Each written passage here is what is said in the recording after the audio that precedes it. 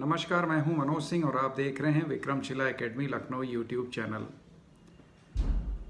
आजकल जाड़े के दिन हैं और जैसा कि आप लोग जानते ही हैं कि जाड़े में रातें लंबी होती हैं और दिन छोटे होते हैं और सूर्य भगवान के भी दर्शन बड़े कम होते हैं या बहुत मध्यम होते हैं। तो आज का जो हम लोगों का टॉपिक है, विंटर ब्लूम क्या होता है। तो बेसिकली विंटर ब्लूम यानी सूरज की रोशनी न मिलने से हमारे शरीर पर जो प्रभाव पड़ता है उसे ही हम लोग विंटर ब्लूम कहते हैं। दुनिया में बहुत सारे ऐसे देश हैं जहां पर जाड़ों में 4-4, 6-6 महीने तक सूरज की रोशनी दिखती ही नहीं है। और निश्चित रूप से सूरज की रोशनी मनुष्य क्या, पेड़ पौधे, पशु सबके लिए ज़रूरी होती है। तो सोचिए, अगर 4-4 महीने, 5-5 महीने सूर्य की रोशनी ना पड़े तो शरीर पर क्या इफ़ेक्ट पड़ेगा। तो सूर्य की रोशनी न मिलने से जो शरीर के ऊपर इफ़ेक्ट पड़ता है उसे ही हम लोग विंटर ब्लूम के नाम से जानते हैं। कल्पना करिए कि आप ऐसी जगह हों जहां पर तापमान 0 डिग्री सेंटीग्रेड से नीचे हो और महीनों सुबह न हो। तो क्या दुनिया में ऐसे कुछ देश हैं या ऐसी कुछ जगहें हैं जहां पर ऐसा होता है? तो निश्चित रूप से स्वीडन का एक छोटा गांव है एबिस्को। यहाँ अक्टूबर से ही सूरज दिखना बंद हो जाता है और फिर फरवरी में सूरज दिखना शुरू होता है। तो सोचिए, 4-4 महीने तक अगर सूरज ना दिखे, हमारे यहाँ हिंदुस्तान में या नॉर्थ इंडिया में तो अगर 2-3 दिन सूरज नहीं दिखता है तो लोग बेचैन हो जाते हैं। तो स्वीडन के इस गांव एबिस्को के लोगों का क्या हाल होता होगा। निश्चित रूप से उनका मूड स्विंग करता होगा, एनर्जी लेवल कम हो जाता होगा, एक प्रकार से डिप्रेशन की स्थिति आ जाती होगी। तो ये सारे के सारे विंटर ब्लूम के लक्षण हैं। और अगर सूरज निकले ही नहीं, जैसे हम लोग क्या है, नॉर्मली दिन में हम लोग काम करते हैं, सक्रिय रहते हैं और रात में जब सूरज की रोशनी नहीं मिलती है तो हम दिन भर सक्रिय रहने के बाद हम रात में अच्छी नींद लेते हैं।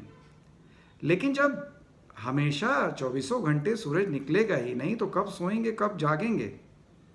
यानी जो आपकी बॉडी क्लॉक है वो कैसे तय करेगी कि अब हमें सोना है और अब हमें जगना है। तो स्लीप रिसर्चर के अनुसार मनुष्य एक ऐसा प्राणी है जो डायूरेनल है, यानी दिन के समय अधिक सक्रिय रहता है और रात में नींद लेता है। यानी बॉडी क्लॉक उसी हिसाब से चलती है। मनुष्य में कई इस तरह के हार्मोन्स होते हैं जो हमारी सक्रियता को बनाए रखते हैं और उसी में एक हार्मोन है मेलाटोनिन। इस हार्मोन को यानी मेलाटोनिन को अंधेरे का हार्मोन भी कहा जाता है। इस हार्मोन की वजह से हमें नींद आने लगती है। सूरज की रोशनी ब्रेन को मेलाटोनिन के प्रोडक्शन को रोकने का मैसेज देती है। यानी मेलाटोनिन हार्मोन का स्टॉपेज कब होता है या बनना कब बंद होता है? जब सूर्य की रोशनी हमारे शरीर पर पड़ती है और शरीर पर रोशनी पड़ने के बाद मेलाटोनिन बनना बंद हो जाता है हमारे शरीर में। मेलाटोनिन सबसे ज़्यादा कब बनना शुरू होता है या प्रक्रिया सबसे सक्रिय कब से होता है? 8 बजे से।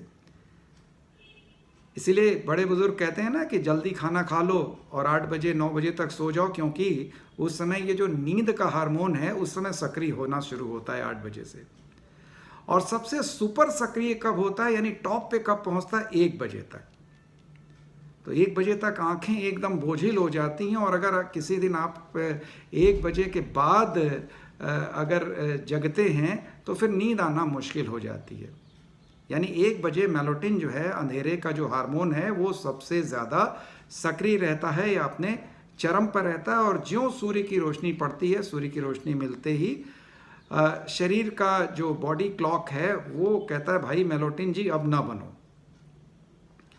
तो अगर सूरज की रोशनी ही ना मिले तो मेलाटोनिन तो हमेशा बॉडी को सुस्त रखेगा, बॉडी क्लॉक को दिक्कत देगा। उसको जो मैसेजेस मिलने हैं वो नहीं मिलेंगे। इसी प्रकार से हमारे ब्रेन में हाइपोथैलेमस होता है। ये हमारे शरीर के अंदर की एक प्रकार की घड़ी है जो बाहर के समय के हिसाब से हमारे शरीर के समय को मैच कराती है। यानी बाहर क्या चल रहा है उस हिसाब से हमको ये को रिलेट करती है और उस हिसाब से हम अपनी सक्रियता या अपनी क्रियाशीलता को बढ़ाते हैं।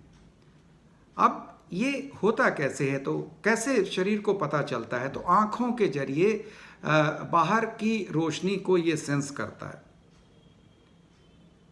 और हमारे बॉडी क्लॉक को चलाता है। लेकिन जब सूर्य की रोशनी मिलेगी ही नहीं तो तमाम मूड डिसऑर्डर्स होते हैं।